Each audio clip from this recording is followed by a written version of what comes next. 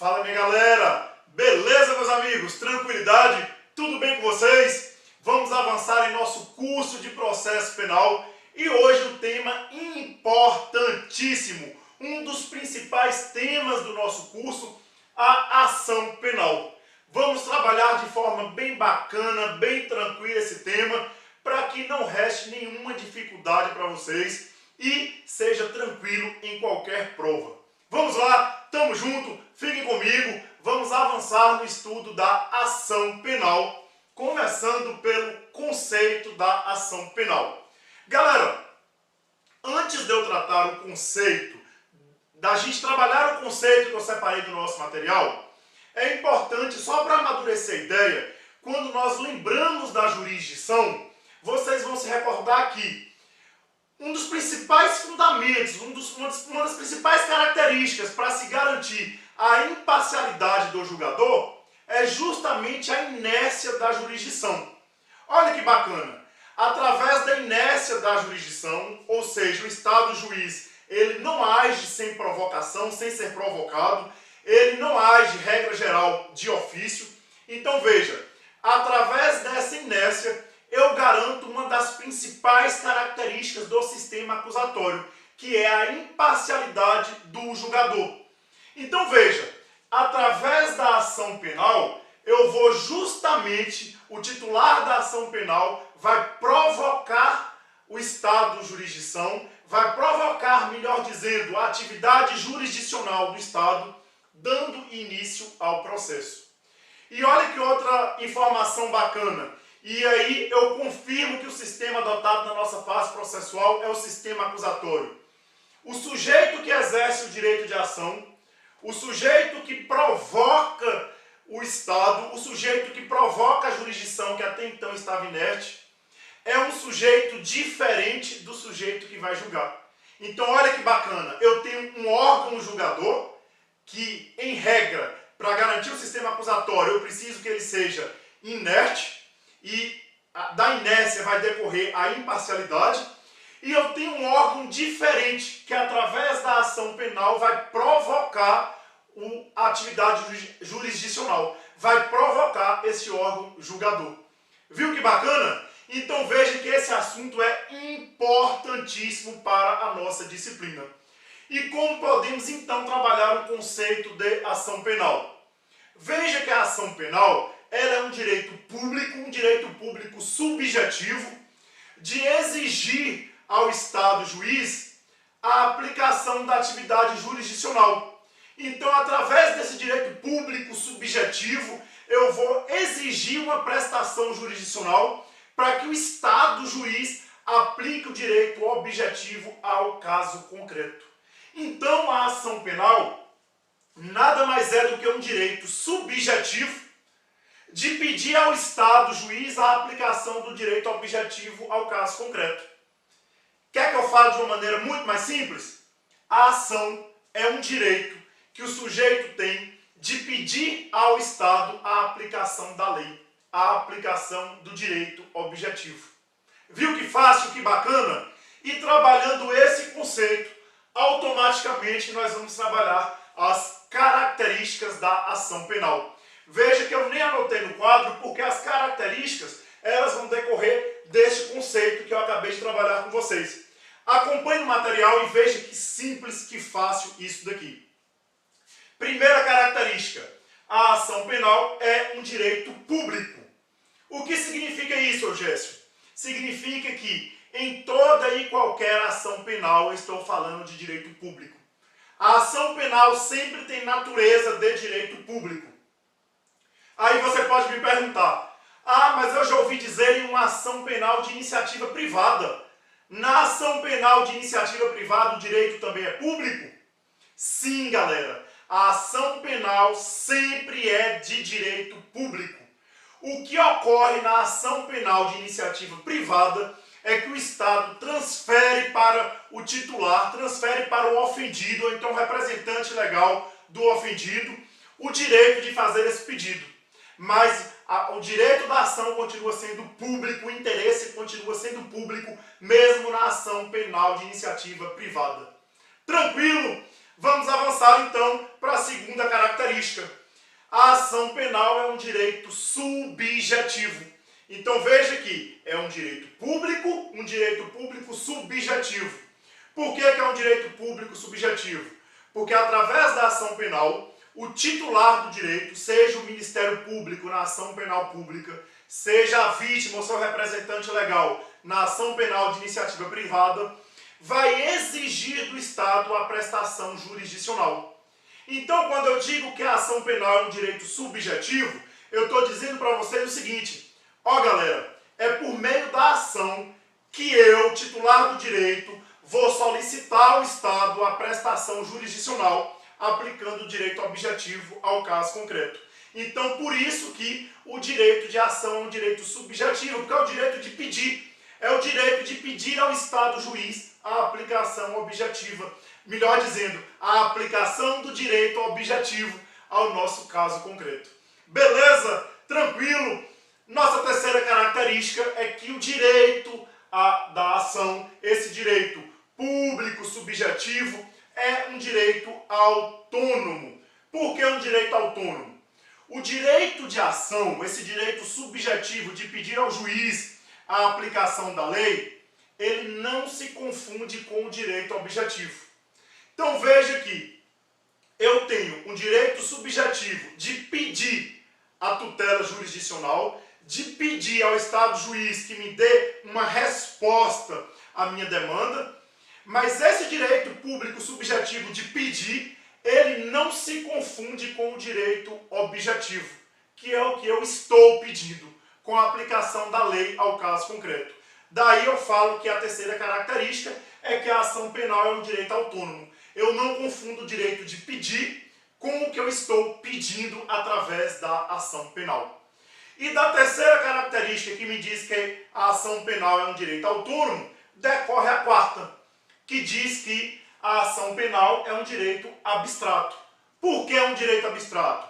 Veja, galera, se eu disse para vocês que a ação penal é um direito autônomo, veja, não se confunde o direito subjetivo, que é o direito de pedir, com o direito objetivo, que é a aplicação da lei ao caso concreto, automaticamente eu digo para vocês que, mesmo se haver a improcedência do que eu estou pedindo, mesmo se o direito objetivo que eu estou pedindo não for acolhido, ou seja, mesmo se a minha demanda for julgada improcedente, mesmo assim eu vou ter exercido aquele direito subjetivo de pedir a prestação jurisdicional, que é o direito à ação penal. Então veja que quando eu digo que uma das características da ação é ser um direito abstrato, é porque independentemente da procedência ou da improcedência do pedido, o direito à ação terá sido exercido. Tranquilo? Muito fácil, muito beleza? Por fim, a nossa quinta característica é que o direito à ação é um direito específico. Por que específico, professor? Está no conceito. Porque eu exerço o direito à ação relacionando, vinculando a um caso concreto. Através da ação, eu peço a aplicação do direito objetivo a um caso concreto. Então veja que na minha demanda eu vou ter ali como objeto um caso concreto. E com essas 5 características fica muito fácil entender o conceito de ação.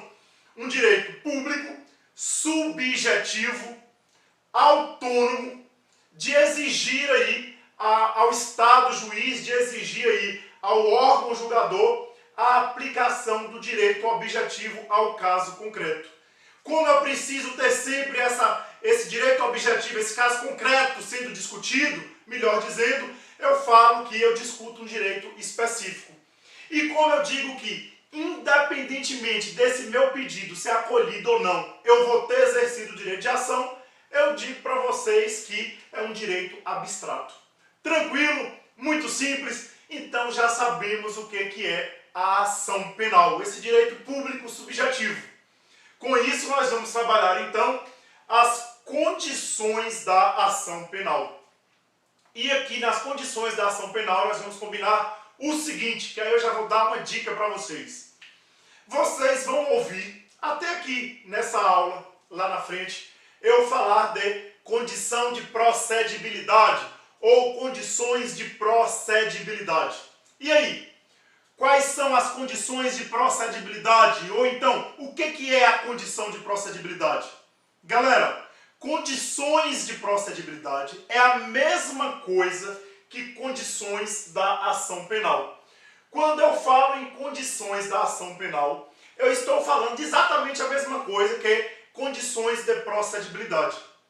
E nós podemos ter duas espécies aí de condições da ação penal ou de condições de procedibilidade. Eu posso falar em condições genéricas ou em condições específicas ou especiais. Condições genéricas são aquelas condições que devem estar presentes em toda e qualquer espécie de ação. E condições específicas, elas devem ser verificadas em algumas espécies de ação penal, que eu vou falar daqui a pouco para vocês. Mas veja que, quando eu digo condições da ação penal, é a mesma coisa que condições de procedibilidade, e elas podem ser genéricas ou específicas. E quando eu digo condições genéricas da ação penal, nós vamos trabalhar 4 condições genéricas. Por que 4, professor? Porque nós vamos adotar aqui a corrente defendida pelo professor Afrânio Silva Jardim, que coloca a justa causa como uma condição genérica da ação penal, como uma condição geral para toda e qualquer ação penal. Então veja que nas condições genéricas da ação penal nós vamos falar em possibilidade jurídica do pedido, legitimidade para agir, interesse de agir e justa causa. Vamos nessa? Essas 4 condições elas têm que estar presentes em toda e qualquer espécie de ação penal. Justamente por isso eu digo que são condições gerais. Combinado? Então vamos para a nossa primeira condição da ação penal, que é a possibilidade jurídica do pedido. Galera, no conceito eu disse para vocês que através da ação penal, o titular ele exerce o direito subjetivo de pedir ao Estado juiz a aplicação do direito objetivo ao caso concreto. Veja que esse pedido que o titular da ação faz na demanda, ele deve ser um pedido admitido pelo direito objetivo, deve ser um pedido possível em nosso ordenamento jurídico. Se eu estiver diante de um pedido impossível, eu vou estar diante de uma nulidade absoluta ou então diante de uma causa aí que vai extinguir o meu processo sem resolver o mérito. Olha que exemplo bacana e que elucida isso daqui. Nós sabemos que não é possível a punição penal do menor de 18 anos. Nós sabemos que o menor de 18 anos ele é inimputável penalmente. Então veja, se o titular da ação penal pedir a condenação em uma ação penal de um menor de 18 anos, de um sujeito com idade inferior a 18 anos, eu vou estar faltando uma condição geral da ação penal, porque esse pedido, o pedido de se condenar um sujeito com idade inferior a 18 anos, ele não é permitido pelo direito objetivo. Logo, eu estarei diante de um pedido juridicamente impossível e eu não vou satisfazer a minha primeira condição da ação penal, que é a possibilidade jurídica do pedido. Tranquilo? Vamos então para a nossa segunda condição geral da ação penal, que é a legitimidade para agir. Galera, quando eu falo na legitimidade para agir, eu estou me referindo aqui à pertinência subjetiva da ação. Veja que eu estou falando aqui no interesse que o titular da ação tem com a causa, no interesse que o titular da ação tem no litígio. E para isso a gente precisa combinar que a ação penal, a ação penal condenatória, ela visa a aplicação do direito de punir do Estado, a aplicação do jus puniendi. E o único interessado aí, o único sujeito que tem essa pertinência subjetiva com a aplicação do jus puniendi estatal é justamente o Estado. Então veja que na ação penal, apenas o Estado tem o direito de punir. Quando eu falo então em legitimidade para agir, a grosso modo, de uma forma geral, eu estaria falando que apenas o Estado tem legitimidade para agir. No processo penal, apenas o Estado tem pertinência subjetiva com a ação. E aí você novamente vai me perguntar, e na ação penal de iniciativa privada? e na ação penal em que o autor da ação é um particular. E aí nós vamos combinar novamente o seguinte: na ação penal de iniciativa privada, o interesse continua sendo público, o direito continua sendo público. O que acontece é que a lei, naquela hipótese, confere à vítima o direito de exercer aí a ação penal. Então, de forma ampla, essa segunda condição, legitimidade para agir, quem vai ter é só o Estado, porque o Estado é quem tem essa pertinência subjetiva com a aplicação do direito penal, com a punição estatal. Mas é possível que a lei preveja hipótese em que o Estado vai passar essa titularidade para a vítima ou seu representante legal. Veja que eu preciso que a lei diga, nessa hipótese, nesse caso concreto, a ação será por meio da iniciativa da vítima. Mas a regra geral, se eu não tiver lei prevendo, o direito é do Estado. Quem tem legitimidade para agir é o Estado. Então vamos lá, vamos classificar essa legitimidade para agir, e classificando essa legitimidade para agir, eu preciso dividir aqui quem são os legitimados para estar no polo ativo da nossa demanda e quem é o legitimado para estar no polo passivo da nossa ação penal. Veja lá, no polo ativo, como autor da ação penal, eu vou ter o ofendido, a vítima, ou então seu representante legal, quando eu falar de uma ação penal de iniciativa privada. Então, naquelas hipóteses onde a lei autoriza o Estado a transferir para a vítima a titularidade da ação, eu vou ter a vítima ou representante legal como autor da ação. Nos demais casos, quando eu falar em uma ação penal pública, na legitimidade ativa, no polo ativo, quem estará é o Ministério Público. Então eu acho que ficou bem fácil. No polo ativo da demanda, quem estará figurando é o Ministério Público na ação penal pública e o ofendido, a vítima, ou então seu representante legal na ação penal de iniciativa privada. E no polo passivo, professor, quem pode estar aqui nesta demanda, no polo passivo da demanda? O provável autor do crime. O polo passivo é justamente o réu. Tranquilo? Muito simples, muito tranquilo. Só lembrando uma observação importantíssima que está no nosso material aqui. O seguinte, quando eu falo para vocês que em algumas hipóteses o Estado vai autorizar o ofendido, na verdade ele vai fazer além do que autorizar. Ele vai delegar ao ofendido aí essa titularidade para poder demandar contra o suposto autor da ação. Nós sabemos que os crimes contra a honra, regra geral, são crimes processados por meio de ação penal de iniciativa privada. E aí essa observação que eu coloquei no nosso material, inclusive eu coloquei uma jurisprudência no final deste capítulo, é que se o crime contra a honra ele for praticado em propaganda eleitoral, cuidado com essa pegadinha, meus amigos. Crime contra a honra praticado durante propaganda eleitoral é crime eleitoral. E se é crime eleitoral, a ação penal é pública incondicionada. Tá ok?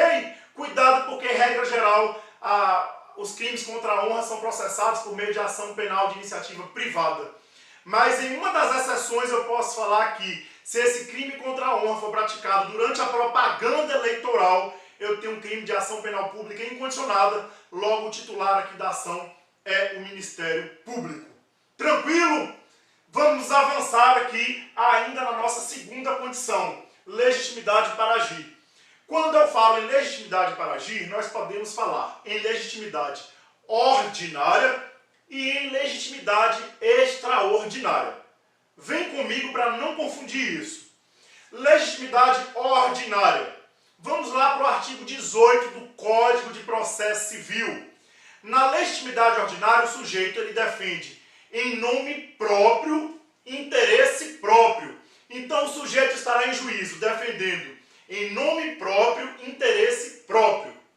Como eu já disse para vocês que a ação penal, o direito sempre é público, até na ação penal de iniciativa privada o direito é público. quem tem aqui a legitimidade para agir, eu falei para vocês agora, é sempre o Estado. O que pode acontecer na ação penal de iniciativa privada é o Estado delegar para o particular, no caso a vítima, seu representante legal, a titularidade da ação, mas eu sei que o interesse aqui, a legitimidade é do Estado. Eu vou falar que no processo penal, essa legitimidade ordinária que eu posso extrair do artigo 18 do Código de Processo Civil, ela só vai ocorrer nos crimes processados por meio de ação penal pública. Por que somente nos crimes de ação penal pública? Porque no crime de ação penal pública, o Ministério Público é o titular da ação. E o Ministério Público, ele apresenta o Estado, o Ministério Público é o Estado em juízo. Se o Ministério Público é o Estado em juízo, e se o titular da ação penal aqui é o Estado, o direito aqui sempre é público, eu só posso falar em legitimidade ordinária no processo penal quando o sujeito, o órgão que apresenta o Estado, está defendendo em nome próprio, interesse próprio, e aí nós vamos concluir que legitimidade ordinária no processo penal só na ação penal em que o Ministério Público, representando o Estado, melhor dizendo, apresentando o Estado, porque o Ministério Público é o próprio Estado em juízo, é a hipótese de legitimidade ordinária. Tá ok? Com isso eu vou entender também a legitimidade extraordinária. Por que eu vou entender a legitimidade extraordinária? Porque na legitimidade extraordinária, o sujeito estará em nome próprio defendendo interesse de terceiro.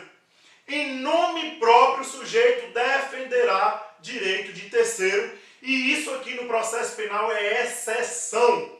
A regra no processo penal é legitimidade ordinária, ação penal pública, o Ministério Público ali sendo o Estado em juízo. Mas nós podemos falar também no processo penal de forma excepcional em legitimidade extraordinária, onde um sujeito defenderá em nome próprio direito de terceiro.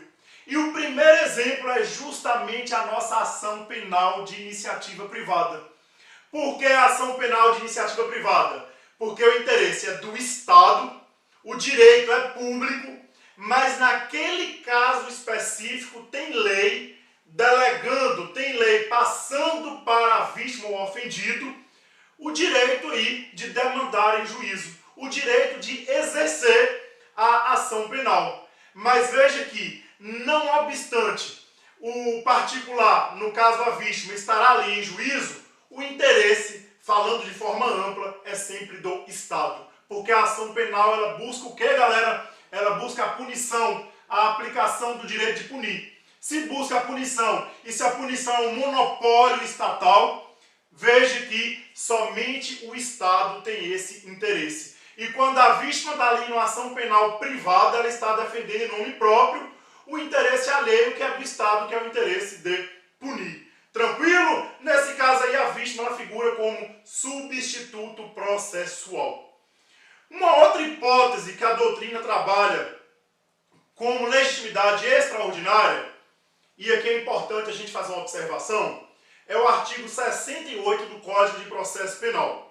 E eu quero que vocês leiam aqui o artigo 68 do Código de Processo Penal, porque ele vai dar legitimidade ao Ministério Público defender aqui o direito do terceiro. No caso aqui, o Ministério Público vai defender o direito do terceiro em uma ação civil ex delito. Veja que o Ministério Público vai representar aqui o sujeito economicamente hipossuficiente, o sujeito pobre, em uma ação civil ex delito, buscando a indenização, a reparação civil do crime.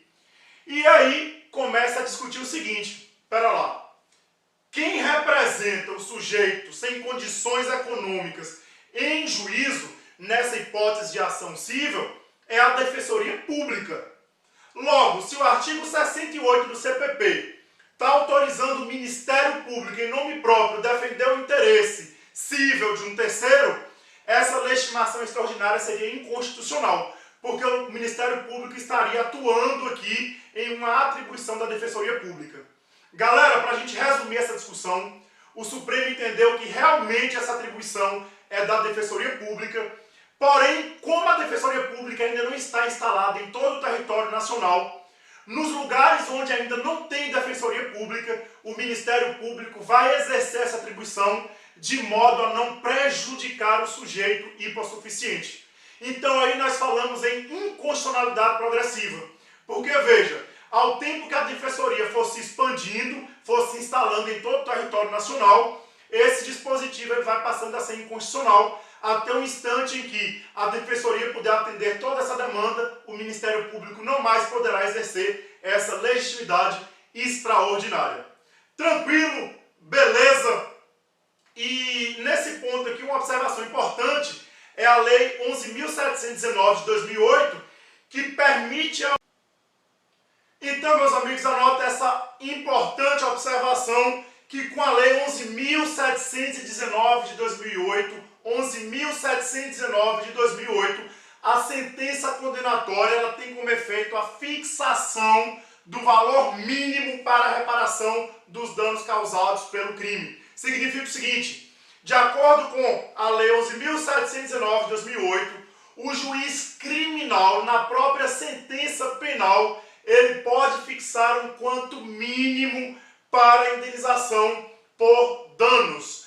Galera, o entendimento que vinha sendo adotado era que se referia a dano material, um quanto mínimo em relação à indenização por dano material, uma responsabilidade civil, ainda que o quanto mínimo na sentença condenatória. Por que eu digo o quanto mínimo? Porque se o valor devido for a mais, nada impede que o sujeito vá no âmbito cível rever a diferença. O que acontece? O entendimento recente do STF é que o juiz criminal, olha que interessante, na sentença penal, essa fixação da reparação cível, ela pode também se referir ao dano moral. Veja, galera, o juiz criminal fixando na sentença penal condenatória o quanto mínimo de responsabilidade civil, tanto moral quanto material. Tranquilo? Também coloquei o julgado aqui para vocês analisarem. Vamos lá. Eu estou tratando da legitimidade extraordinária. Falei a primeira hipótese, a ação penal privada, em que o Estado autoriza a vítima, o particular aí, a vítima ou representante legal, a iniciativa da ação penal, que aí nós vamos chamar de ação penal de iniciativa privada. Acabei de falar da possibilidade do artigo 68 do CPP, que autoriza o Ministério Público a ingressar nessa reparação civil, na ação civil ex delito em favor da vítima pobre, e o entendimento do Supremo de que eu estou diante de uma inconstitucionalidade progressiva, ou seja, enquanto a Defensoria não estiver 100% implantada, o Ministério Público continua com essa atribuição. E quanto a essa possibilidade da ação civil ex delito, vimos aqui que a Lei 11.719 de 2008 autoriza a reparação civil na fixação do quanto mínimo na própria sentença condenatória, sentença penal condenatória. Vamos então falar de uma terceira hipótese, um terceiro exemplo de legitimidade extraordinária. Estou aqui na segunda condição da ação penal, legitimidade para agir. O terceiro exemplo de uma legitimidade extraordinária está no artigo 33 do Código de Processo Penal. Galera, o artigo 33 do Código de Processo Penal, ele vai tratar do incapaz sem representante legal. Se eu estiver diante de um caso concreto onde o incapaz não tem representante legal, o juiz irá nomear curador especial. E esse curador especial, ele irá aí, se for o caso, oferecer a queixa-crime ou então proceder à representação se estiver diante de uma ação penal pública condicionada à representação. Tranquilo? Artigo 33 do CPP, uma outra hipótese de legitimidade extraordinária, onde o sujeito que é incapaz e não tem representante legal, o juiz irá nomear curador especial.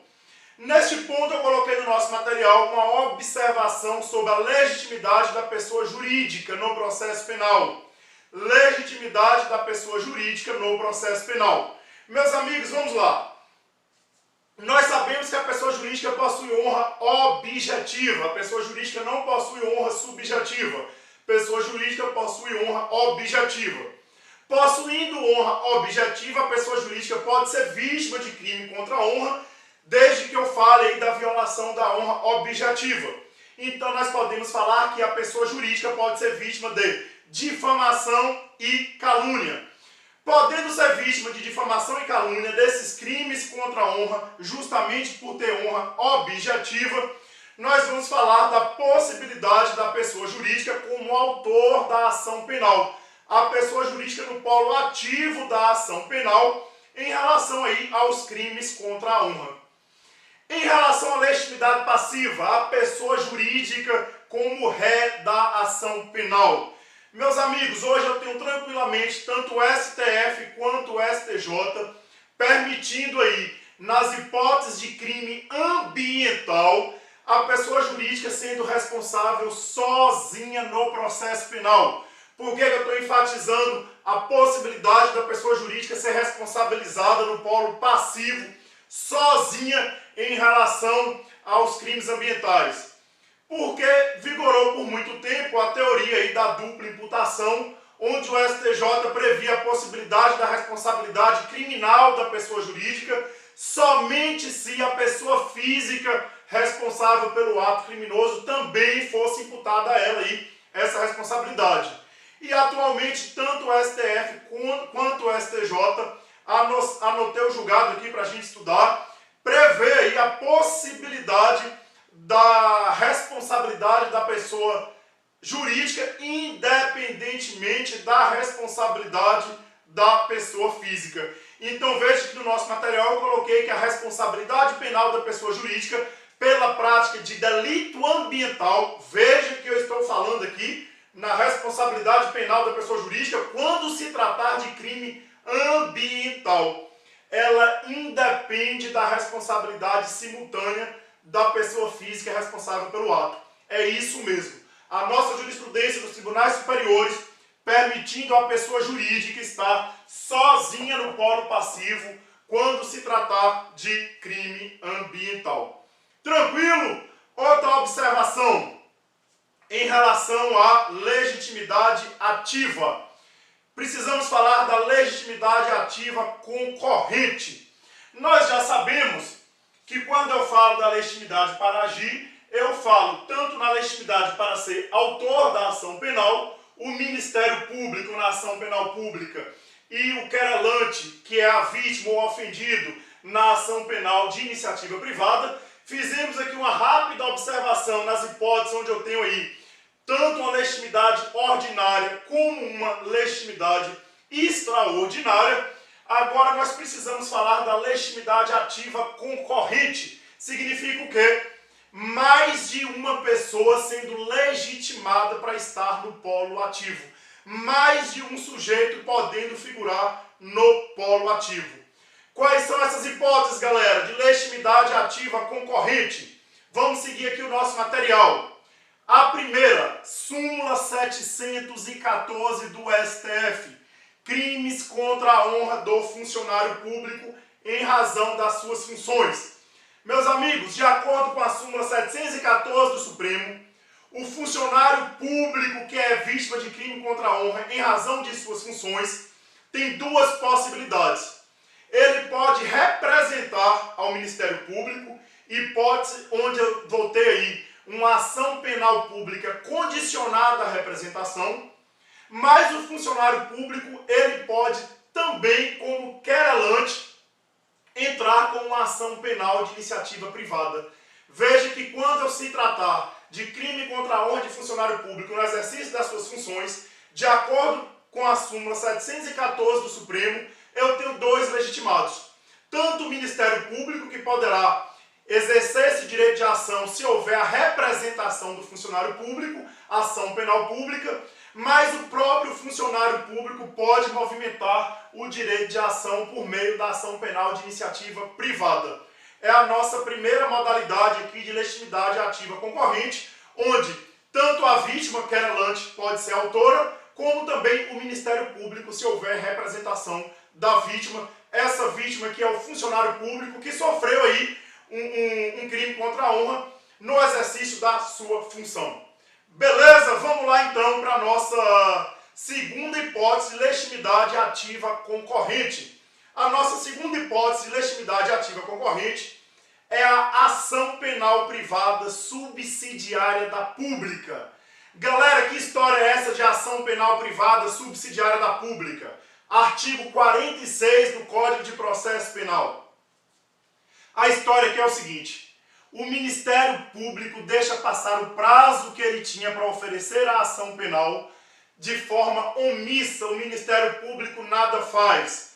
Diante da omissão do Ministério Público, que deixa encerrar o prazo sem oferecer a denúncia, vai abrir aí o direito para a vítima ou para o seu representante legal de apresentar uma ação penal privada subsidiária à ação pública. Isso mesmo, o Ministério Público nada fazendo em uma situação de ação penal pública, nasce para a vítima o direito de uma ação penal privada, uma ação penal de iniciativa privada subsidiária à pública.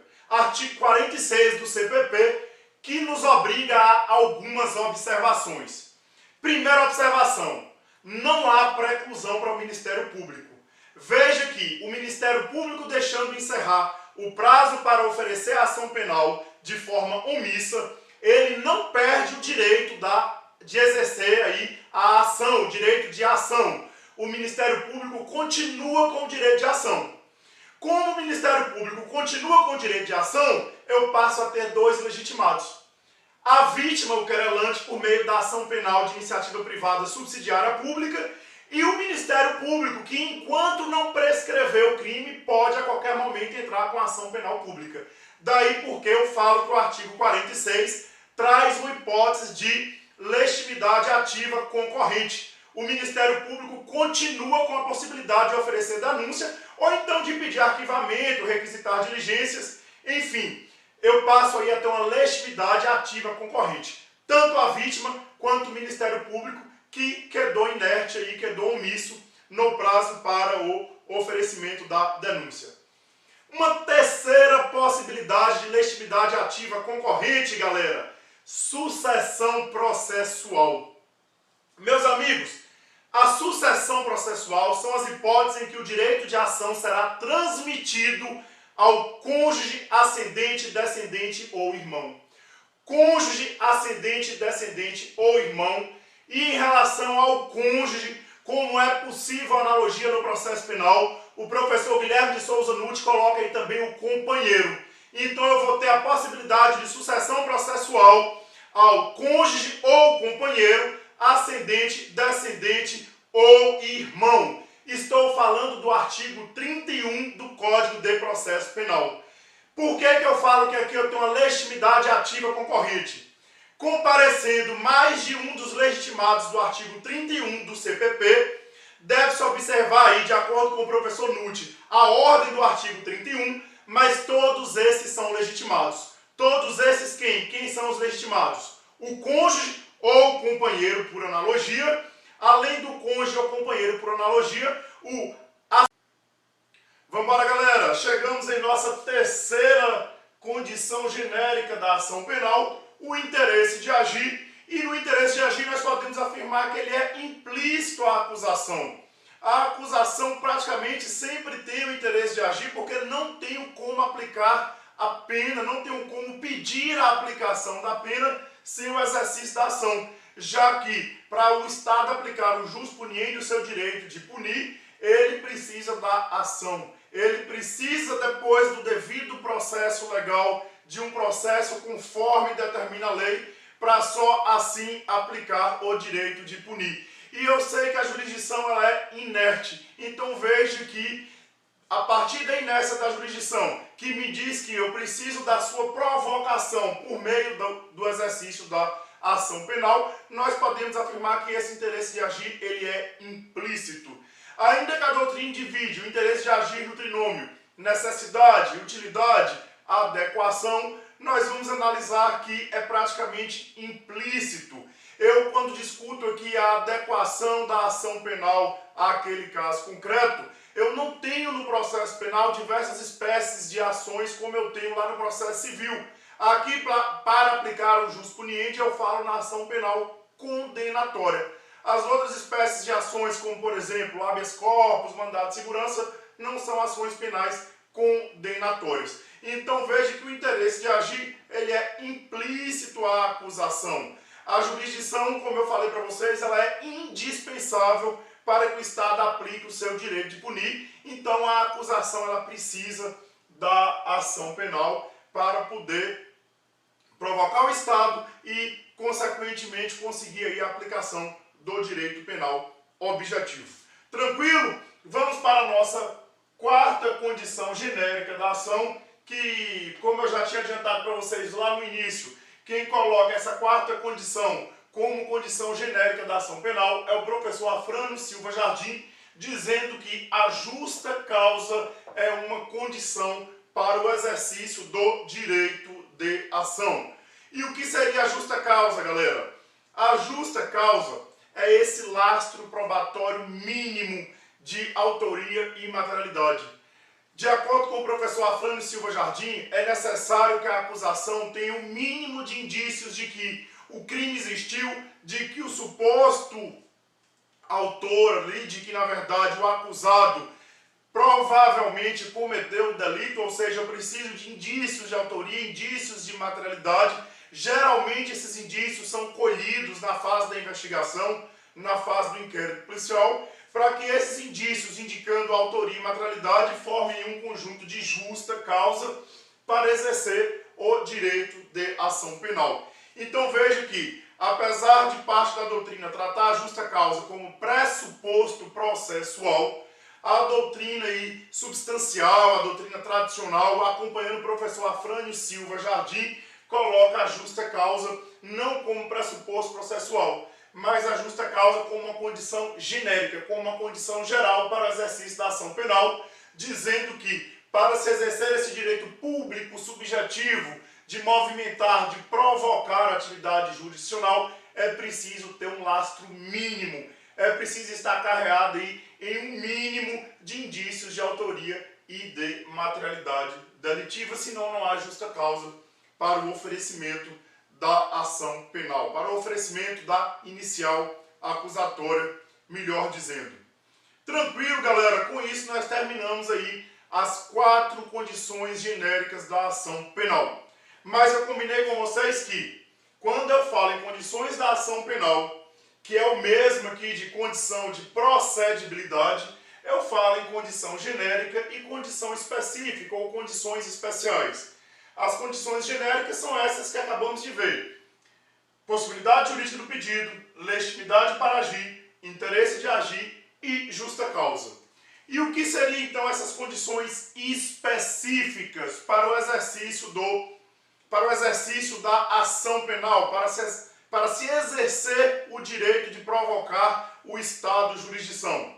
Galera, essas condições específicas ou condições especiais, elas são exigidas em algumas ações penais. Então veja, a depender do acusado, a depender do procedimento, a depender do tipo de crime que ocorreu, talvez seja necessária a satisfação de outra condição, a implementação de outra condição, além dessas genéricas que são necessárias em toda e qualquer ação penal. Então veja, a depender da circunstância, do acusado, do crime, enfim, de outros elementos, pode ser que para o exercício daquela ação penal específica seja necessário se implementar uma outra condição. Como ela não é uma condição genérica, ela não é exigida em toda e qualquer ação penal, nós vamos dizer que eu estou diante de uma condição específica, de uma condição especial. Por exemplo,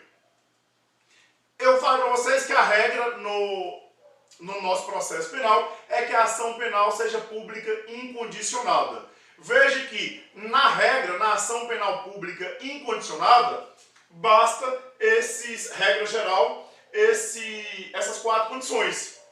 Mas veja, se eu estiver diante de uma ação penal pública condicionada à representação da vítima, nesse caso aí, além do autor da ação ter que demonstrar possibilidade jurídica do pedido, legitimidade para agir, interesse de agir, justa causa, vai ter que preencher também uma condição específica, que é a representação da vítima.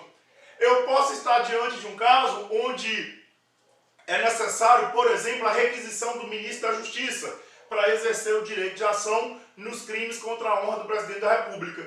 Nesse caso específico, a requisição ela surge aí como uma condição específica de procedibilidade ou uma condição especial da ação penal. Então veja, não é a regra geral, será o caso concreto, o tipo de ação específica que vai dizer se, além das 4 condições genéricas, eu preciso de outra condição especial, como eu tenho esses 2 exemplos que nós falamos aí, a representação do ofendido, a requisição do ministro da Justiça, enfim, esse rol não é taxativo. A lei pode exigir, no caso concreto, para aquele determinado tipo de ação, a satisfação, o preenchimento de uma condição específica, além das 4 condições genéricas. Tranquilo? Beleza? Só uma observação aqui para ficar bacana o nosso material, o nosso estudo. Diferenciarmos condição de procedibilidade de condição de prosseguibilidade.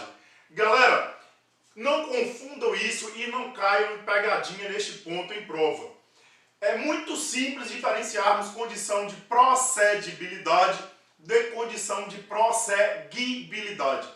Condição de procedibilidade, nós já falamos que eu trabalhei como sinônimo de condição da ação penal. Então veja, a possibilidade jurídica do pedido é uma condição de procedibilidade, a legitimidade de agir é uma condição de procedibilidade para todo e qualquer tipo de ação penal, por isso que é genérica, o interesse de agir igualmente, a justa causa igualmente, a representação da vítima é uma condição de procedibilidade específica nos crimes punidos por meio de ação penal pública, condicionada à representação.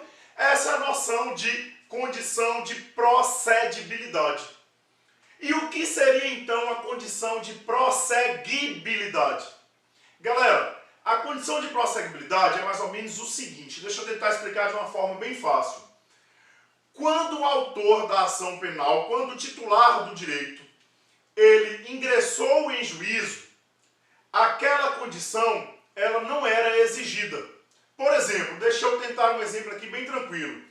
Quando ele ingressou com a ação em juízo, o crime ele era de ação penal pública incondicionada, não se exigia nenhuma condição.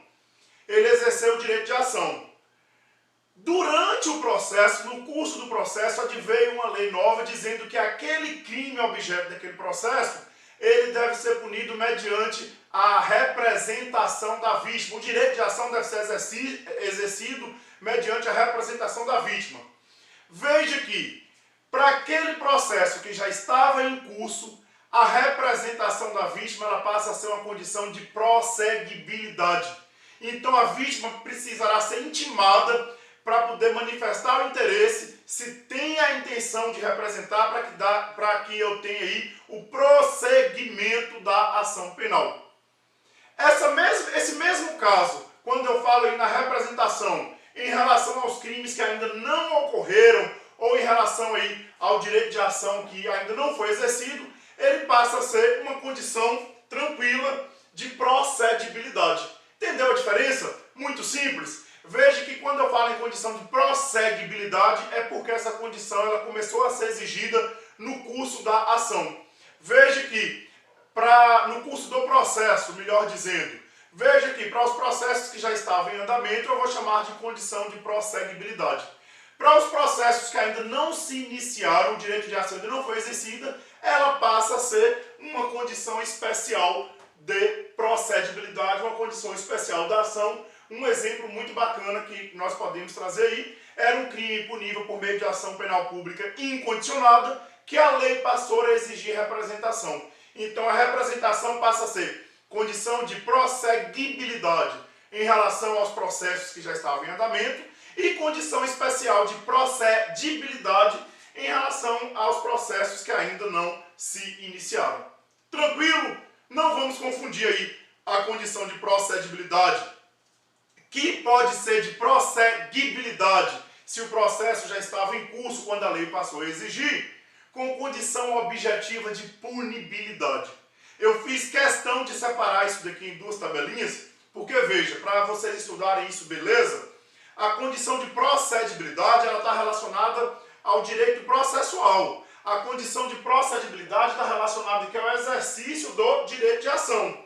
Se eu não preencher uma condição de procedibilidade, como por exemplo justa causa, digamos que o titular da ação penal, naquele caso ali, não tinha justa causa, não preencheu uma condição de procedibilidade, ainda não tinha os indícios suficientes de autoria e materialidade, esse lastro mínimo para se provocar o Estado, isso daí não significa a absolvição do sujeito. Tá? Eu estou numa mera questão processual, o sujeito não vai ser absolvido por falta de condição da ação. Qualquer momento, sanado o vício, se ainda não tiver preso. Então veja, faltou aí uma condição da ação, a qualquer momento, desde que o crime não esteja prescrito, o titular da ação pode exercer o direito. Quando eu falo aqui em condição objetiva de punibilidade, aqui eu estou relacionado ao direito penal. Eu estou relacionado aqui ao direito material, pertence ao fato punível. Então veja que quando se fala na ausência de uma condição objetiva de punibilidade, eu tenho aí mérito, eu tenho a absolvição do agente. Então cuidado, tá? Condição de procedibilidade relacionada ao direito processual. A ausência de uma condição de procedibilidade não acarreta a absolvição. Faltando uma condição da ação, eu estou trabalhando como sinônimo, percebeu? Condição de procedibilidade com condição da ação. Faltando uma das condições não impede de que, sanado aí esse problema, o titular da ação exerça o direito de ação futuramente, desde, obviamente, que o crime não esteja prescrito. Então, condição objetiva de punibilidade está relacionada aí ao direito penal, ao fato punível, ao mérito. Faltou condição objetiva de punibilidade, o sujeito será absolvido, tá? Não confundam. Tranquilo, galera? Beleza? Então, vamos passar agora à classificação das ações penais. Vamos passar a classificar as nossas ações penais, dividir a ação penal em pública e ação penal privada, entender como que funciona essa divisão, muito tranquila, e como estamos tentando trabalhar aqui, que seja um estudo bacana, que seja um estudo fácil e prazeroso.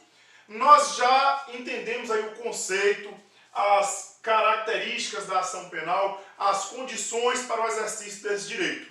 Vamos então agora entender, acompanhando o nosso material, a diferença entre a ação penal pública e ação penal de iniciativa privada. Ação penal pública e ação penal de iniciativa privada. Vamos lá? Ação penal pública. Galera, quando eu falo em ação penal pública, o titular da ação penal pública é o Ministério Público.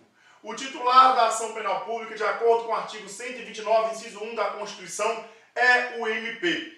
E a regra na ação penal pública é que ela seja incondicionada. Já falei aqui, a regra da nossa ação penal pública é que ela seja incondicionada, não precisa de nenhuma condição especial. Basta aí as nossas condições genéricas da ação penal, eu já satisfaço aí os requisitos para exercer o direito de ação. Veja, o Ministério Público ele não precisa de nenhuma condição específica, o Ministério Público não está sujeito aí a nenhuma condição especial de procedibilidade para exercer o direito de ação. Então, a primeira observação importante aqui, a ação penal pública é aquela exercida, o titular é o Ministério Público, artigo 129, inciso 1 da Constituição, e a regra geral é que a ação penal seja pública incondicionada. Mas como eu não tenho apenas a ação penal pública incondicionada, nós vamos dividir aí o estudo da ação penal pública em 3 pontos. Nós vamos falar da ação penal pública incondicionada, que acabei de tratar como regra geral, mas também a ação penal pública condicionada e a ação penal pública subsidiária da pública. Isso mesmo, galera, ação penal pública subsidiária da pública. Vamos então superar aqui este estudo. Ação penal pública incondicionada. O MP não está sujeito à implementação de nenhuma condição. Cometido o crime de ação penal pública incondicionada, como por exemplo o homicídio, o Ministério Público, tendo os elementos aqui, melhor dizendo, as condições genéricas da ação, tendo a justa causa, que era onde eu ia colocar aqui os elementos mínimos de autoria e materialidade, já pode oferecer a ação sem a implementação de nenhuma condição especial. Essa é a regra, ação penal pública incondicionada. E o que seria então a ação penal pública condicionada? Na ação penal pública condicionada, o Ministério Público ele depende da representação do ofendido.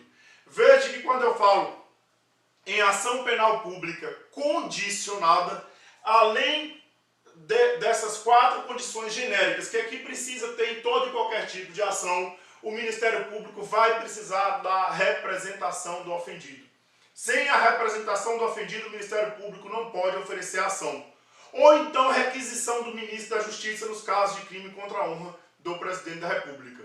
Então veja, ação penal pública condicionada à representação, o Ministério Público continua sendo o titular do direito, o Ministério Público continua sendo o autor da ação, mas ele só pode exercer esse direito se tiver a representação da vítima ou a requisição do Ministro da Justiça nos casos de crimes contra a honra do Presidente da República.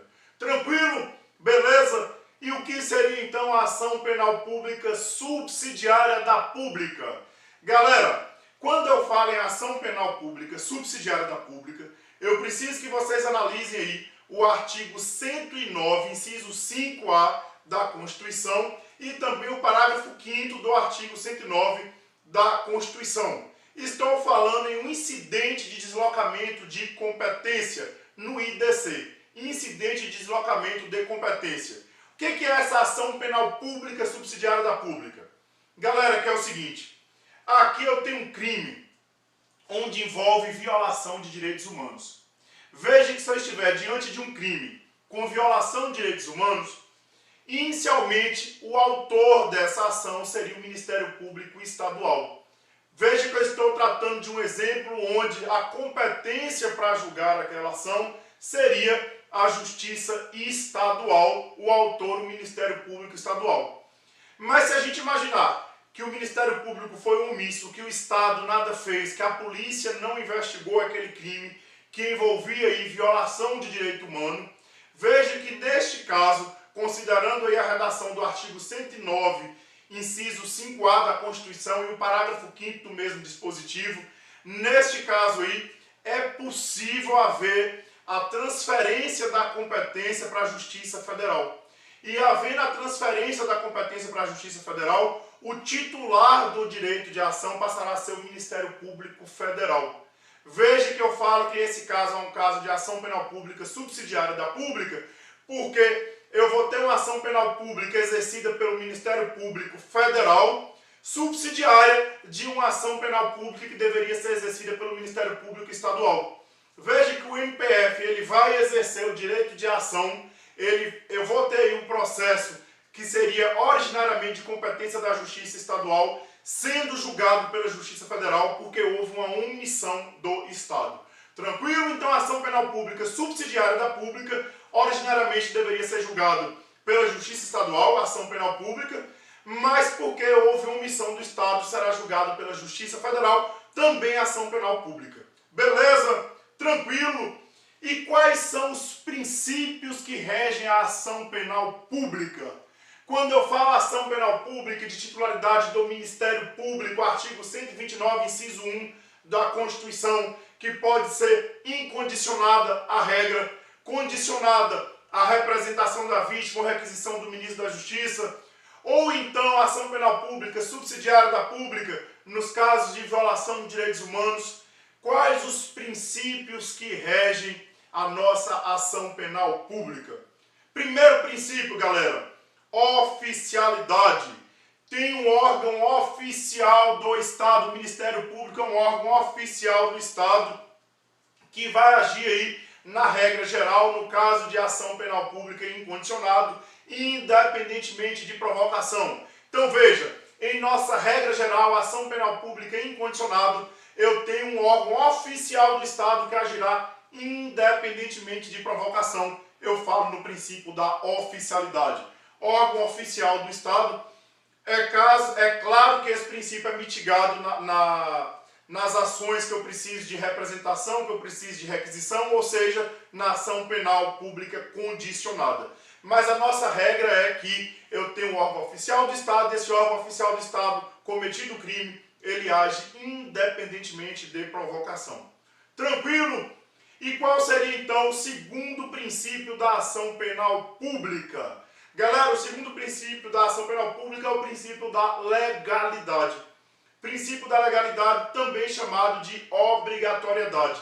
Ou seja, presente as condições da ação, o Ministério Público ele é obrigado a oferecer denúncia. O Ministério Público ele é obrigado a exercer o direito de ação. Então veja, na nossa regra geral, que é a ação penal pública incondicionada, preenchido esses requisitos aqui, na verdade as condições genéricas da ação penal, o Ministério Público, independentemente de provocação da vítima, ele é obrigado a agir. Ele não pode deixar de oferecer a ação penal. É isso que diz o princípio da legalidade ou o princípio da obrigatoriedade. Neste ponto eu quero que vocês leiam o artigo 24 do Código de Processo Penal.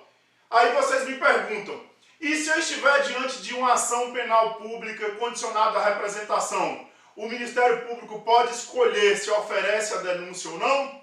Também não, galera. Numa ação penal pública condicionada à representação, o que eu vou verificar é, eu tenho as 4 condições aqui gerais, tenho, beleza. Eu tenho a condição especial que é a representação, a vítima representou, tenho. Então eu preencho aqui todas as condições, o Ministério Público ele é obrigado a oferecer a inicial acusatória, ele é obrigado a denunciar, porque é princípio da ação penal pública a obrigatoriedade. Tá ok? Eu não tenho aqui faculdade no exercício do direito de ação quando eu falo em ação penal pública. Então vamos avançar, decorrendo aí do princípio da obrigatoriedade, nós podemos falar no princípio da indisponibilidade da ação penal pública. O que é que diz o princípio da indisponibilidade da ação penal pública? Artigo 42 do Código de Processo Penal. Galera, o Ministério Público não pode desistir da ação penal. Então veja, preenchido aqui as condições, ele é obrigado a oferecer aí a denúncia, ele é obrigado a apresentar a inicial acusatória. E apresentada a inicial acusatória, ele não pode desistir do processo, ele não pode desistir do direito que ele exerceu. Então veja que esse princípio da indisponibilidade ele decorre justamente do princípio da obrigatoriedade. Veja que o artigo 385 do CPP, ele permite que no final do processo o Ministério Público opine pela absolvição, quase não sai, absolvição do acusado. Então veja, no final do processo o Ministério Público pode opinar, ele pode pedir a absolvição do réu, mas isso não significa desistir da ação, tá? Ele é obrigado a exercer. O Ministério Público é obrigado a exercer o direito de ação e não pode desistir, não obstante poder aí pedir a absolvição do sujeito. Isso não significa desistência, está em consonância com o artigo 385 do Código de Processo Penal.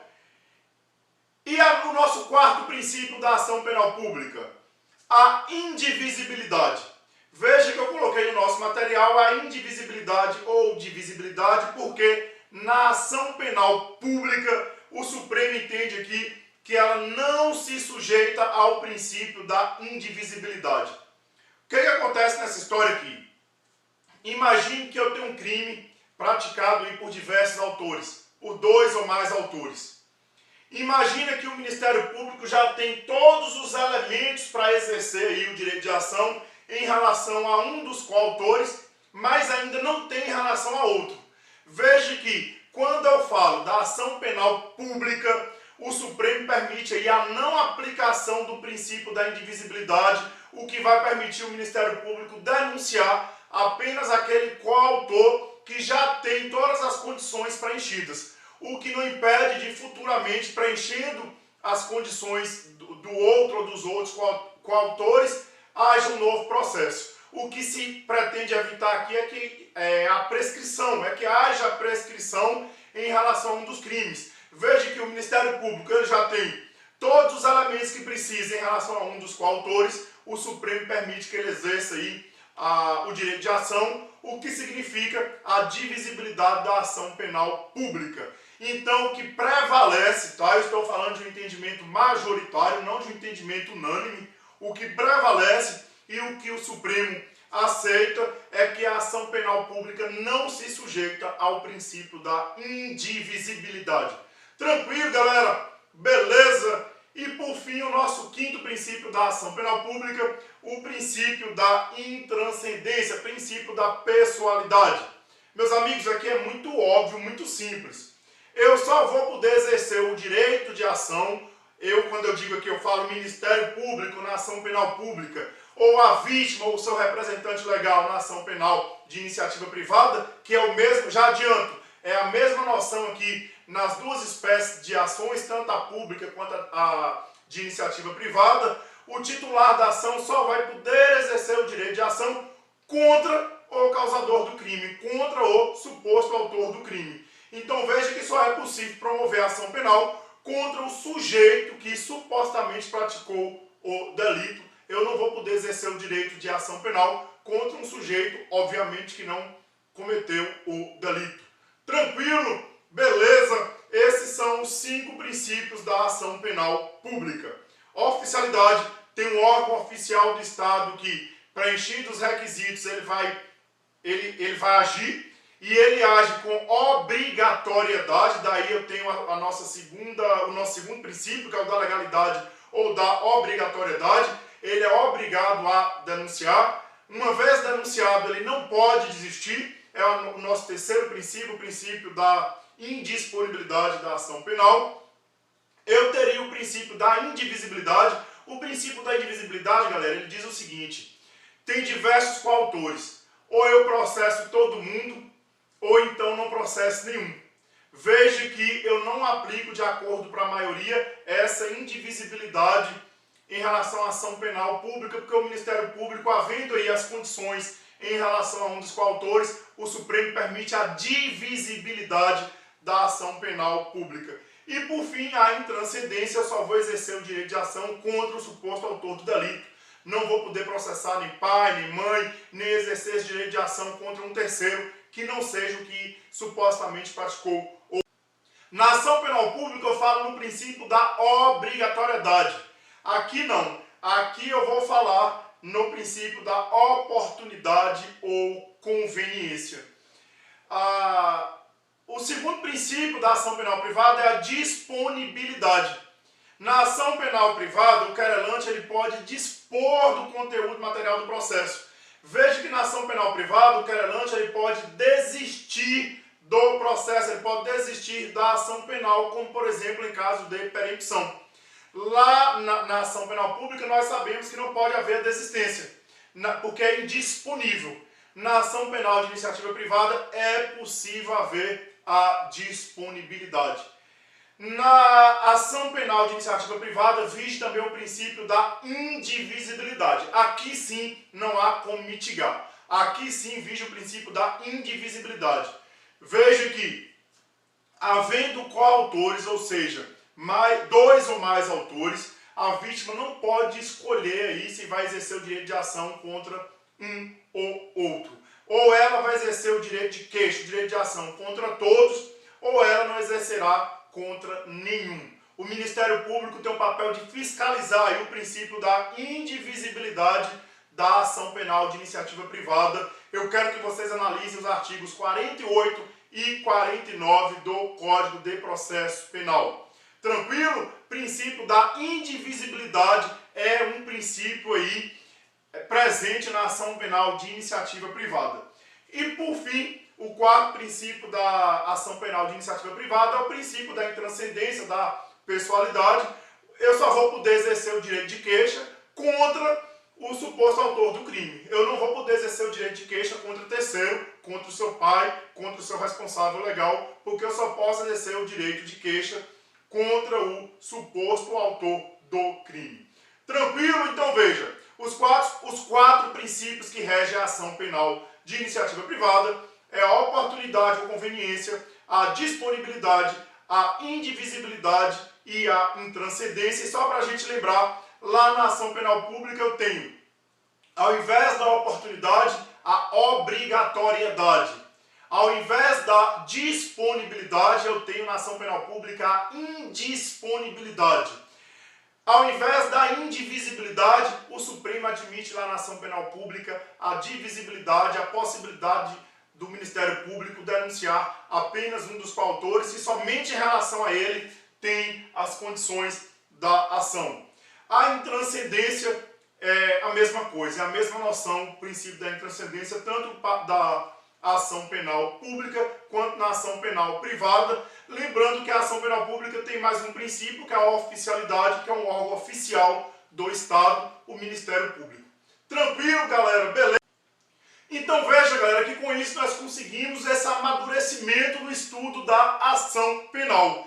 Veja que os principais pontos aí da ação penal pública incondicionada, condicionada, subsidiária da pública, ação penal de iniciativa privada, exclusivamente privada, privada personalíssima, privada subsidiária da pública, os princípios, abordamos de forma que já atingimos essa maturidade do estudo.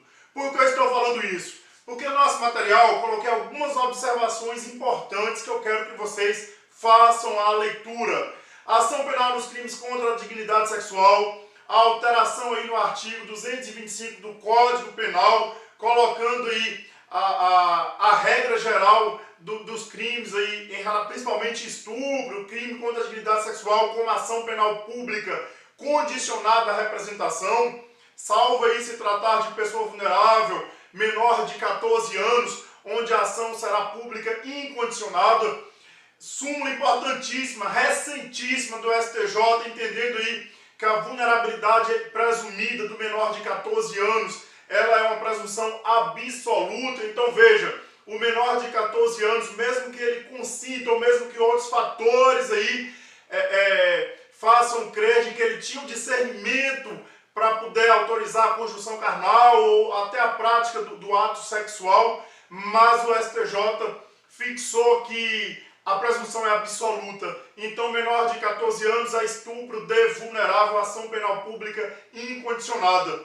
Veja essas observações. Ação penal secundária, estou falando, tendo em vista aqui o nosso material, tá? Ação penal secundária, lesão corporal envolvendo violência doméstica e familiar contra a mulher, onde aqui a nossa regra é ação penal pública incondicionada, os crimes que envolvem representação na Lei Maria da Penha, Lei 11.340, também nossas observações aqui, ação de prevenção penal, ação penal adesiva, ação penal popular, que é o habeas corpus, qualquer pessoa pode impetrar o habeas corpus. Nós vamos trabalhar habeas corpus ainda na aula sobre as ações autônomas, e vou trabalhar habeas corpus, mandado de segurança, revisão criminal. Sobre a representação do ofendido, a gente traz mais observações importantes, apesar de eu já ter dito acerca da representação, a legitimidade para a representação, para queixa-crime. Veja que tem várias observações importantes.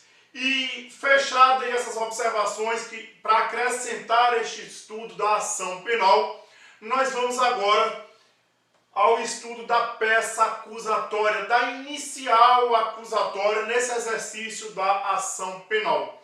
E quando eu falo em peça acusatória e inicial acusatória, eu preciso saber se eu estou falando da peça acusatória da ação penal pública ou da peça acusatória da ação penal de iniciativa privada.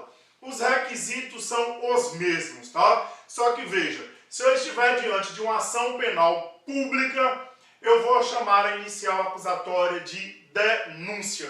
Se eu estiver diante de uma ação penal privada, uma ação penal de iniciativa privada, eu vou chamar a inicial acusatória de queixa-crime.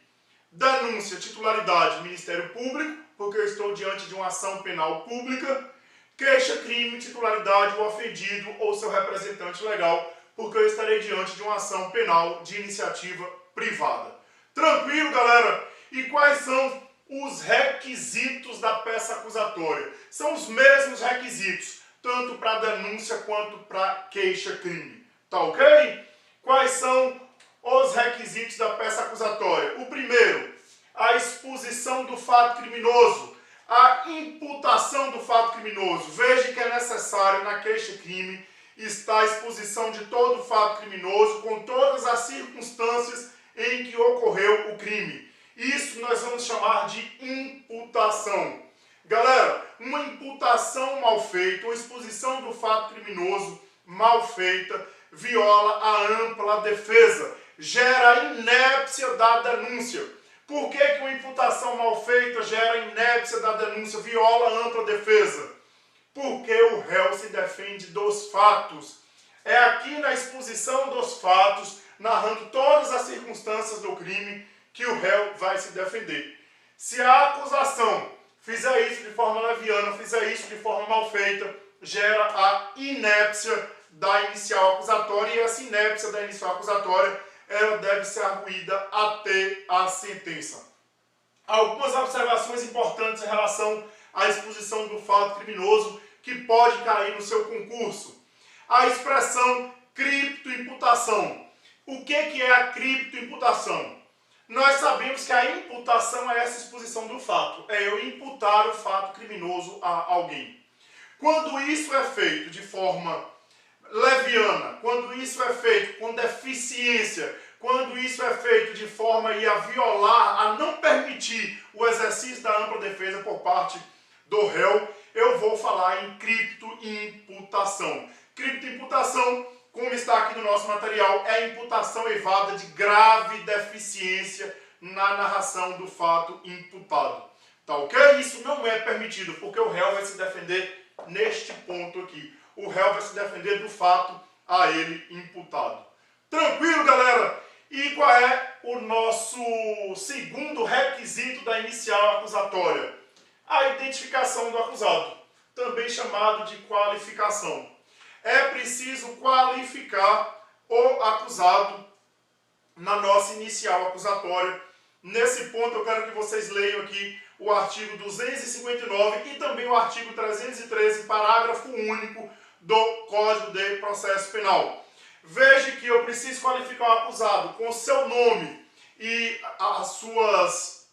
Se eu não conseguir identificar o nome do sujeito, eu preciso pelo menos esclarecer características para identificar a pessoa. O que eu quero falar aqui com vocês de forma mais simples é o seguinte: é possível não ter a qualificação exata do sujeito, nome, sobrenome, filiação, documentação de identificação civil, é possível não ter. Mas é possível ter alguns elementos que eu individualize o sujeito a quem eu estou imputando o fato criminoso.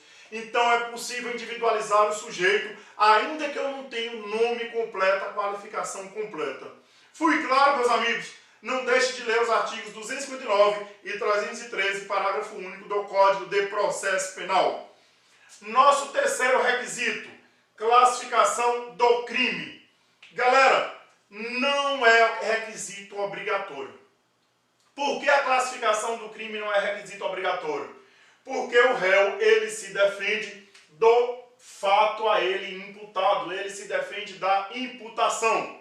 Aqui é mais ou menos o seguinte: imagina que na denúncia o Ministério Público vai colocar que na data X, na hora Y, o José desferiu 3 disparos de arma de fogo contra a Maria, que veio a falecer no local. Esse é o fato. Isso é obrigatório, isso precisa estar bem feito. É neste ponto aqui que a defesa... Por isso, galera, em relação ao mutácio libelli, o artigo 384 do CPP, o juiz não pode fazer de ofício, o juiz tem que intimar a acusação para querendo aditar. O juiz só vai poder agir se a acusação editar, se o titular da ação penal corrigir a imputação feita. Tá? Artigo 384 não pode de ofício. E aí nós temos algumas observações importantíssimas no material. Veja que o juiz deve notificar o Ministério Público para aditar a denúncia. O Ministério Público tem um prazo de 5 dias para fazer esse aditamento. Se o juiz intimar o Ministério Público no prazo de 5 dias não aditar, a única coisa que o juiz pode fazer é aplicar o artigo 28 do Código de Processo Penal. Por analogia, o artigo 28 do CPP, e aí o juiz vai encaminhar, no caso do Ministério Público Estadual, ao Procurador-Geral de Justiça. O Procurador-Geral de Justiça irá analisar se concorda com o Ministério Público, com o promotor que não aditou, ou então se ele mesmo procede ao aditamento ou se nomeia outro promotor para fazer o aditamento. Mas veja que, se o chefe da instituição, se no caso do Ministério Público Estadual, o Procurador-Geral de Justiça não aditar e o promotor lá no primeiro grau também não aditar, o juiz não pode fazer alteração fática. O juiz não pode condenar por crime diferente do que está exposto na inicial acusatória. Tranquilo? Então veja, após o aditamento do Ministério Público, vamos pensar que o Ministério Público aditou a inicial acusatória. O juiz vai abrir prazo para a defesa. A defesa terá o prazo também de 5 dias para se manifestar. Por que a defesa também vai ter que se manifestar sobre a nova imputação feita? Porque eu preciso exercer o contraditório, preciso exercer a ampla defesa. Tá ok? O juiz admitindo aí o aditamento vai ter que abrir prazo para que se arrole testemunhas. A quantidade de testemunhas é até 3 testemunhas. Beleza? Então veja que o STF, na súmula 453, não admite mutácio em segundo grau. A mutácio libere não é admitida em segundo grau. A emendácio é admitida, só que no caso do julgamento em segundo grau, a emendácio não pode implicar uma pena maior se houver recurso apenas à defesa. Se somente a defesa recorreu, a emendácio em segundo grau não pode implicar em uma pena maior. Em primeiro pode, tá, galera? Na sentença do juiz de primeiro grau, o juiz corrigindo a classificação feita, que é a emendácio libere 383, ele pode corrigir para aplicar, inclusive, uma pena mais grave. Aqui na mutácio, o juiz não pode agir de ofício. O juiz vai ter que intimar o Ministério Público para que ele altere, para que ele adite a denúncia. Beleza? Tranquilo? Era isso que nós tínhamos aí em relação aos artigos 383 e 384 do Código de Processo Penal, com todas as observações em nosso material. Vamos avançar, galera. Muito estudo aqui. O quarto requisito da nossa inicial acusatória é o rol de testemunhas. Veja que na inicial acusatória a parte deve trazer o rol de testemunhas, se houver. Eu digo a parte, o Ministério Público, no caso da ação penal pública, ou o querelante, seu representante legal, se for o caso, na hipótese de ação penal de iniciativa privada.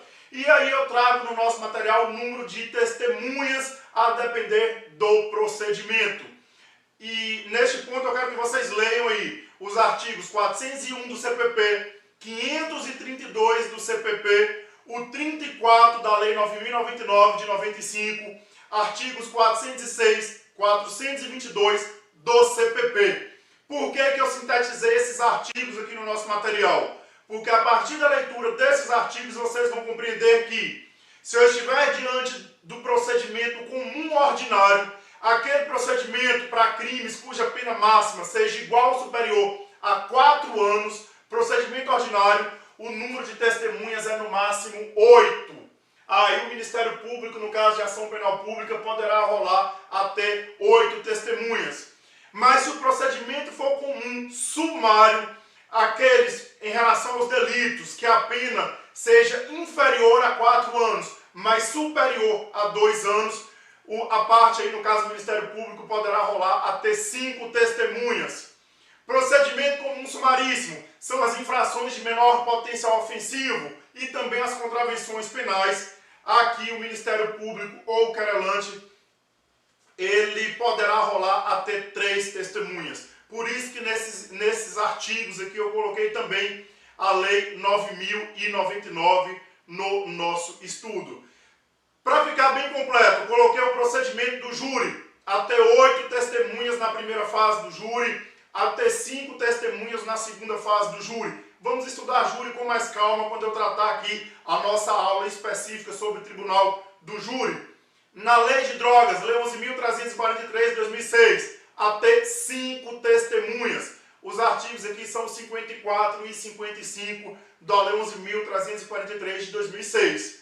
E o procedimento ordinário do Código de Processo Penal Militar, ou seja, em relação aí ao processo militar, a ter 6 testemunhas. Tá beleza? Sei que eu corri um pouco aqui porque é muita informação, mas eu organizei aí cada procedimento e o número máximo de testemunhas para ficar bem bacana no nosso estudo.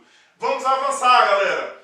A denúncia ou a queixa-crime tem que ser em português e no final deverá haver a assinatura do titular da ação. No caso da ação penal pública, o Ministério Público deve assinar a inicial acusatória. Tranquilo? Qual o prazo para o oferecimento da denúncia? Organizei aqui também para não ter dúvida que isso aqui despenca em prova. Veja que eu quero que vocês tenham isso aqui na ponta da língua porque despenca em prova. Se o réu estiver preso, o Ministério Público tem 5 dias para oferecer denúncia. E aí, como vocês já sabem tudo de ação penal, vocês sabem que se eu estiver diante de um crime de ação penal pública incondicionado, o Ministério Público tem 5 dias para oferecer denúncia sem a implementação de qualquer condição especial. Não precisa de representação. E se no prazo de 5 dias o Ministério Público não oferecer denúncia, abre para a vítima aí, ou o representante legal da vítima, o direito de oferecer queixa-crime subsidiária à denúncia, e é essa a hipótese de ação penal privada subsidiária à pública que nós estudamos. Viu como agora tudo está mais fácil? Então veja, o réu preso, o prazo é de 5 dias, o réu solto, o prazo é de 15 dias. E aí, mesma coisa, se o Ministério Público nada fizer nesse prazo, abre aí o direito da queixa-crime subsidiária da denúncia. Ação penal privada subsidiária da pública. Réu solto, prazo de 15 dias. Lei de drogas, a Lei 11.343 de 2006. O prazo para oferecer a denúncia por tráfico de drogas, 10 dias. Tanto faz se o réu está preso ou solto por tráfico de drogas, o prazo aí são de 10 dias. Código Eleitoral, também 10 dias. Crime de abuso de autoridade, 48 horas. Crime de abuso de autoridade, o Ministério Público tem 48 horas para oferecer a denúncia. Veja que se eu estiver diante do processo penal militar, é a mesma regra, o réu preso 5 dias, o réu solto 15 dias. Tranquilo? Despenca em prova aqui esses prazos para oferecimento da denúncia. Eu quero que vocês tenham isso na ponta da língua.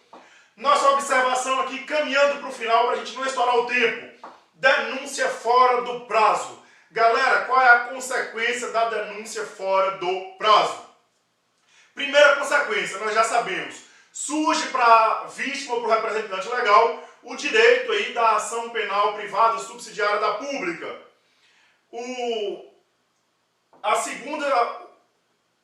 A nossa segunda consequência, até a consequência aqui me fugiu da cabeça. Vamos lá, nossa segunda consequência. A primeira é o direito da vítima entrar com ação penal privada subsidiária da pública. A segunda, se o acusado estiver preso, o prazo passa a ser excessivo. Se o acusado estiver preso e o Ministério Público oferecer a denúncia fora do prazo, eu passo a ter uma prisão ilegal passível aí de relaxamento. E a terceira consequência é o artigo 801 do Código de Processo Penal, que traz a possibilidade de perda do subsídio. Possibilidade de perda do subsídio. Vamos lá, galera.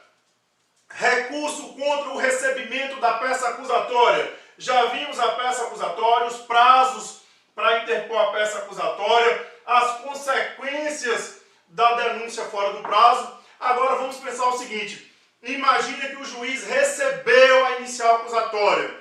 Cabe algum recurso do recebimento da inicial acusatória? Em regra, não. Tá? A regra é, não cabe recurso. A decisão do juiz que recebe a inicial acusatória é uma decisão irrecorrível. Só que no nosso material tem aqui algumas observações.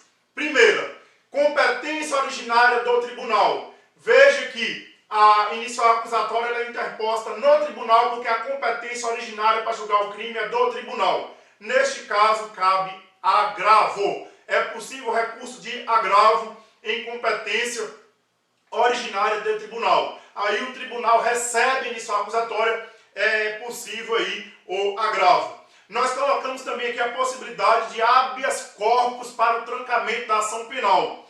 Veja que o habeas corpus para o trancamento da ação penal é medida de natureza excepcionalíssima, tá? Somente se houver aí manifesta atipicidade, se manifestamente o fato for atípico, ou se manifestamente estiver faltando justa causa, que são esses elementos de autoria e materialidade do crime, aí é possível um habeas corpus trancando a ação penal. Beleza, galera? Vamos lá. E quais são as hipóteses que autorizam a rejeição da peça acusatória? Então imagine agora que o juiz não vai receber inicial acusatória. O juiz vai rejeitar a inicial acusatória. O que autoriza o juiz a rejeitar a inicial acusatória? Primeiro, se a denúncia ou queixa estiver inepta. O que é denúncia ou queixa inepta? A inobservância dos requisitos do artigo 41 do CPP. Por exemplo, uma exposição do fato mal feita. Uma exposição do fato que não permite o réu se defender. É caso de inépcia. Vamos embora, galera. A segunda hipótese que autoriza o juiz a rejeitar a inicial acusatória é a ausência de pressuposto processual ou então a ausência de condição para o exercício da ação penal. As condições nós já estudamos. Quais são as condições? As condições gerais. Justa causa, interesse de agir, legitimidade para agir e possibilidade. Faltando alguma condição da ação penal, seja justa causa, legitimidade para agir, possibilidade jurídica do pedido, interesse de agir, ou aquelas condições especiais que nós vimos, como por exemplo a representação, no caso de ação penal pública condicionada à representação, vai autorizar o juiz a rejeitar a inicial acusatória, assim como a ausência de pressuposto processual. E aqui eu dividi para vocês o pressuposto processual em dois: pressupostos de existência e pressupostos de validade. Veja aí no material a tabelinha: pressupostos de existência e pressupostos de validade. Quais são os pressupostos de existência? Eu preciso ter aqui uma demanda que é dirigida pela peça acusatória, pela inicial acusatória. Eu preciso ter o exercício da jurisdição. Veja que o exercício da jurisdição é pressuposto de existência. E quando eu falo em exercício da jurisdição, eu estou falando na competência, na imparcialidade do julgador como pressuposto da jurisdição. Beleza? Eu preciso ter como pressuposto de existência aqui também a existência de partes que possam estar em juízo. E quais são os pressupostos de validade? Galera, os pressupostos de validade, eles estão ligados aí à ideia de originalidade da demanda. A demanda deve ser original. Veja que eu não posso ter aqui nem litispendência, nem coisa julgada. Então, se faltar um pressuposto de validade ou se faltar um pressuposto de existência, assim como se faltar alguma condição da ação penal, autoriza o juiz a rejeitar a inicial acusatória. E por fim, eu precisei colocar aqui a terceira hipótese que autoriza o juiz a rejeitar a inicial acusatória. Eu coloquei a ausência de justa causa. Veja que nós adotamos a teoria, nós adotamos a doutrina que coloca justa causa como quarta condição geral para a ação penal. Mas para o nosso material ficar bem completo, vocês precisam saber que há doutrinadores que colocam aí a justa causa, que são esses elementos mínimos de autoria e materialidade, como um pressuposto processual. E aí a ausência de justa causa, considerando que a justa causa é um pressuposto processual, seria um motivo para o juiz rejeitar a inicial acusatória. Tranquilo, galera? Beleza? Lembrando que a rejeição da inicial acusatória, a rejeição da denúncia, faz coisa julgada formal. O que significa dizer que a rejeição da denúncia ou da queixa faz coisa julgada formal? Significa dizer que, sanado o vício, já falei com vocês, lembra? Eu falei, pessoal, imagina que não tem justa causa, ou falta aí uma outra condição da ação. Sanado o vício, o sujeito, no caso o titular da ação, poderá novamente exercer o direito de ação. Beleza? Vamos lá, o juiz rejeitou a inicial acusatória, o juiz não recebeu a denúncia ou a queixa-crime. Cabe recurso? Cabe. A regra é, da decisão do juiz que rejeita a inicial acusatória, é cabível recurso em sentido estrito. Cuidado! Se eu estiver diante de um crime de menor potencial ofensivo ou de uma contravenção penal processada aí pelo procedimento sumaríssimo, processado com base na Lei 9.099 de 95, o recurso cabível previsto na Lei 9.099 de 95 não é o recurso em sentido estrito, é a apelação. Então, no procedimento sumaríssimo da decisão do juiz que rejeita a inicial acusatória, cabe a apelação. Beleza, galera? Tranquilo? Competência originária dos tribunais é o mesmo recurso cabível aí para a decisão que recebe a denúncia, é o recurso cabível para a decisão que rejeita a denúncia, que é o agravo. Tranquilo? E aí, nosso material, eu trago algumas observações sobre a renúncia, sobre o perdão do ofendido, sobre a perempção. Por que eu trago essas observações sobre a perempção, perdão do ofendido, renúncia? Porque nós vimos que na ação penal de iniciativa privada eu tenho aí como princípio a disponibilidade, a faculdade. A vítima ou representante legal não é obrigado a exercer o direito de ação, não é obrigado a interpor queixa-crime. E uma vez interposta a queixa-crime, uma vez oferecida a queixa-crime, ela não é obrigada a ir até o final, ela pode desistir. Por isso nós colocamos aqui a renúncia, nós trabalhamos o perdão do ofendido, nós trabalhamos a perempção, que eu quero que vocês estudem com calma. Beleza, galera? Tranquilo? Vamos ter que finalizar para não estourar o tempo, mas eu espero ter sido aqui claro com vocês, eu espero ter sanado dúvidas que eventualmente vocês tinham sobre o tema, para que a gente arrebente isso aqui em qualquer prova de concurso. O nosso estudo da ação penal. Eu acho que nesse tempo aqui deu para trabalhar o que eu tinha de substancial, o que eu tinha de importante para a gente conversar. Vocês acompanhando essa aula, depois fazendo uma revisão com a nossa apostila, provavelmente a chance de ter acerto sobre a ação penal em qualquer prova de concurso será de 100%. Meus amigos, grande abraço, fiquem com Deus, joguem duro, tamo junto e até a nossa próxima aula. Valeu, galera!